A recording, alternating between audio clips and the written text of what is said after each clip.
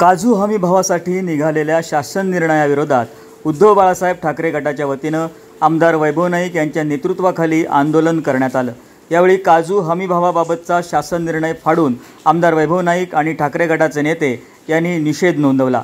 यावेळी जिल्हाधिकारी कार्यालयासमोर आंदोलन छेडण्यात आलं होतं। काजू हमी भावासाठी निघालेला शासन निर्णय हा काजू उत्पादक शेतकऱ्यांच्या जीवावर उठणारा आहे। या जीआरमुळे शासनानं शेतकऱ्यांची फसवणूक केली आहे असं सांगत जिल्हाधिकारी भवनाच्या प्रवेशद्वारावर हा शासन निर्णय फाडून त्याचा निषेध करण्यात आला।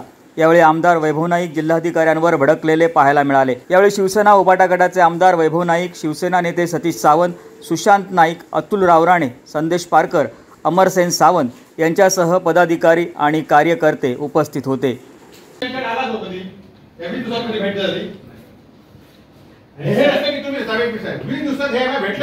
शासनाचा महत्त्वाचा विषय दररोज पेपरला वाचतोय की जीआर होणार आहे म्हणून। ज्या जीआरची अंमलबजावणी जिल्हाधिकाऱ्यांच्या नेतृत्वाखाली होणार आहे ते जिल्हाधिकारी, कृषी अधिकारी यांची कधी मीटिंग झाली का सांगा बघूया। त्यातले प्रस्ताव, त्याचे त्रुटी कोणी आम्ही सांगितलं हे आंदोलन ऐकलं होतं ते कुठे थांबणार होते? असं म्हणायचं नाही ते बघा, जिल्हाधिकारी यांच्या अध्यक्षतेखाली त्या कृषी विभागाची बैठकच होत नाही। तुम्ही चर्चा केली पाहिजे ना, एखाद्या विषयात काय चर्चा झाली चर्चा झाली पाहिजे ना। बैठक लावा त्याच्यावर, नाही बैठक लावा म्हणजे याची जबाबदारी नाही, जिल्ह्याचे प्रमुख नाही। आता पालकमंत्री नाही जिल्ह्यात बरोबर, ते येतच नाही, निवडणुकीच्या वेळी येतात। बाकी हे प्रशासन हे बघू आहे ना, हे प्रश्न की मिटिंग झाल्यानंतर चर्चा होतली ना, मिटिंग झाल्यानंतर विषय होतले। मिटिंगच 20 दिवस झाली नाही तर कसे विषय येणार? हे साहेब दुर्दैव नाही, आमच्या जिल्ह्यातल्या शेतकऱ्यांविषयी तुम्ही खेळताय। हा जर जी असेल तर तुम्ही आढावा घेतला पाहिजे होता। लोकप्रतिनिधी आम्हाला जाऊन सत्ताधारी लोकप्रतिनिधी विश्वास घ्या, त्यांना बोलवा आणि त्यांना विचारा की ही मिटिंग झाल्यानंतर काय केलं पाहिजे, काय त्रुटी आहेत त्यांनी सांगितलं पाहिजे होतं। आता साहेब हे तसंच कृषी विभागाचे पंच हे झाले, भरतायत कृषी विभागात इन्शुरन्स भरणार आहे, तुम्ही आढावा घेतला पाहिजे ना जिल्ह्यातल्या शेतकऱ्यांनी आढावा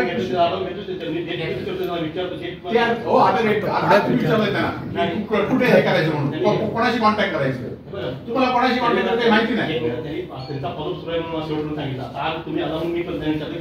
माझं तेच म्हणणं आहे, जिल्ह्यातल्या कृषी विभागाशी तुम्ही बोललं पाहिजे ना, कृषी विभागाशी बोललं पाहिजे काय झालं शेतकऱ्यांचं आहे।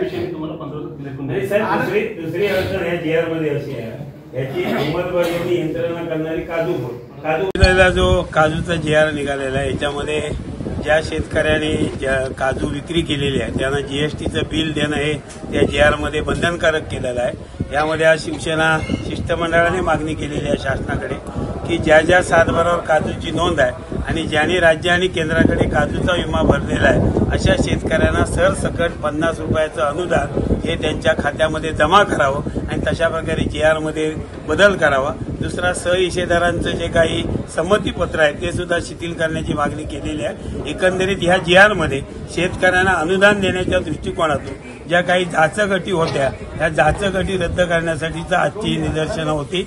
जिल्हाधिकाऱ्यांनी याच्यामध्ये सकारात्मक भूमिका घेतलेली आहे आणि शासनाकडे त्या संदर्भातला निर्णय लवकरात लवकर घेऊ असं त्यांनी आज या ठिकाणी आश्वासन दिलेलं आहे। त्यानंतर आंबा आणि काजू फळपीक विमा योजनेचा संरक्षित कालावधी हा 30 जूनला संपलेला आहे। 1 जुलैला फळपीक विम्याचे पैसे देणे शासनावर बंधनकारक आहे। अद्यापही त्यांनी पैसे दिलेले नाहीये। लवकरात लवकर त्याची यादी जाहीर करण्याची भूमिका कृषी अधीक्षकांनी घेतलेली आहे। आमदार साहेब, आपण आज या जीआरची फाडून होळी केली आहे, काय सांगा?